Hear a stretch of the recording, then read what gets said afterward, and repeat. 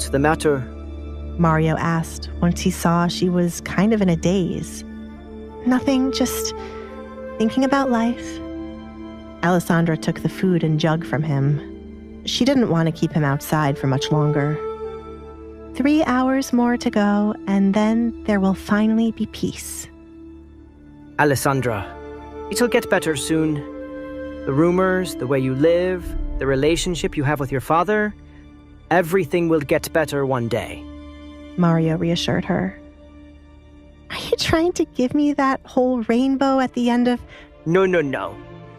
Mario stopped her from repeating the ridiculous phrase he hated. When was the last time you saw a rainbow in Lockwood? For the time I have spent in this town, I have never seen one. Let's say there'll be happiness when the next shipment of rum comes in. Mario. Alessandra shook her head. There was a high probability of Mario drinking already, even though he was working. Anytime he mentioned rum, he had been drinking some. What? It makes me happy. What do you think is making me bear the work we have tonight?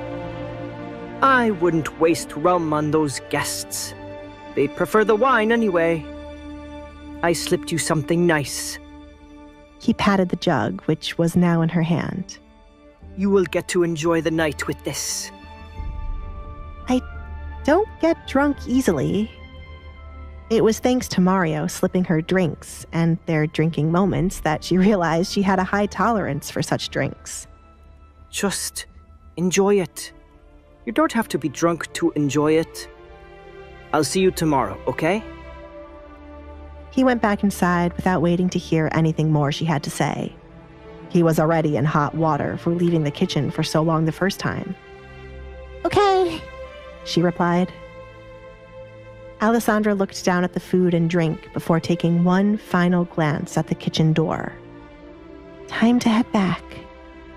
She quietly strolled back into the direction she came from. The talk with Mario was enough to brighten up her mood and give her the extra confidence she needed to believe that her meeting with the Duke tomorrow would work out in her favor. She was going to get married and live away from her family. All of them are so rude. Why can't they get their own drinks? Just get your own drinks if you don't like the way I hold them. Alessandra listened intently to a maid walking in her direction, criticizing the guests. The maid must have been so angry that she was looking back behind her to raise her middle finger there more than watch where she was going. You shouldn't be so loud, she warned the young girl. Alessandra? The maid gasped, taking steps back out of fear. She felt like she was going to die when she glanced at the white mask covering the majority of Alessandra's face. Please don't hurt me. Hurt you? Alessandra looked down at her hands. Unless she was going to start a food fight, there was no way she could hurt anyone. When would everyone start to think logically instead of believing rumors? I'm just doing my job. Don't kill me. The maid covered her eyes with her hands as her body shook with fear. Had she gone the other way, she would not have run into Alessandra. The maid feared that just seeing the part of Alessandra's face that wasn't covered by a mask was enough to kill her. Unbothered, Alessandra continued to walk in the direction back to her bedroom. She was trying to help the maid by telling her to keep her voice down when talking about the guest. Alessandra wholeheartedly believed Katrina had some kind of magic to hear when anyone was bad-mouthing her guest from a mile away. It wasn't once or twice she had caught someone bad-mouthing her or her friends from far away. Alessandra had a theory. The woman was not from this world. Maybe she fell from the sky. She pondered on her theory.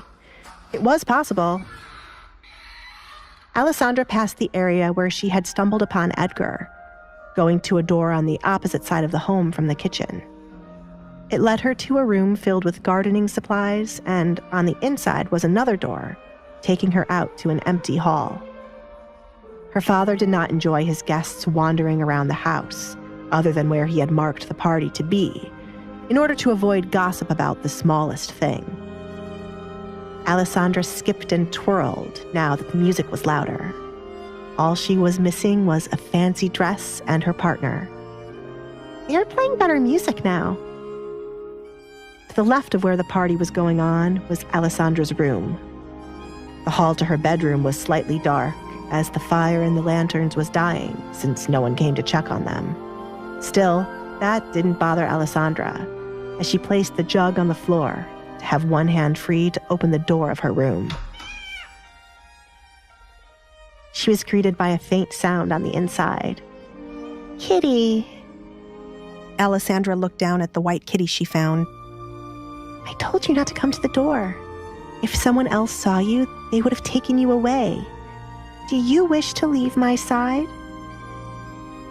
Alessandra used her right foot to gently nudge the kitten back inside of her room when it tried to run outside. Her father, unfortunately, was only a lover of dogs and would not be on board for a cat in the house. "It's safer here. And I brought us food." "Why does it seem like you have started to understand what the word food means?" she asked as the kitten sat still, looking up for her, awaiting its meal. "Here, enjoy a piece of meat." She placed it on the floor. With the kitten distracted and the door closed, Alessandra went to her desk so that she could also eat something before her stomach would make a grand entrance. She placed the plate and jug on the desk first, and then took a seat. All alone in her room with the kitten, Alessandra took off her mask to be free. There was no one here to speak of what her face looked like, and no mirrors in her room for her to see her own face. The mask was set aside, and as she listened to the faint music creeping its way into her room, Alessandra ate in silence, waiting for the day to soon end so that she could speak with Edgar sooner.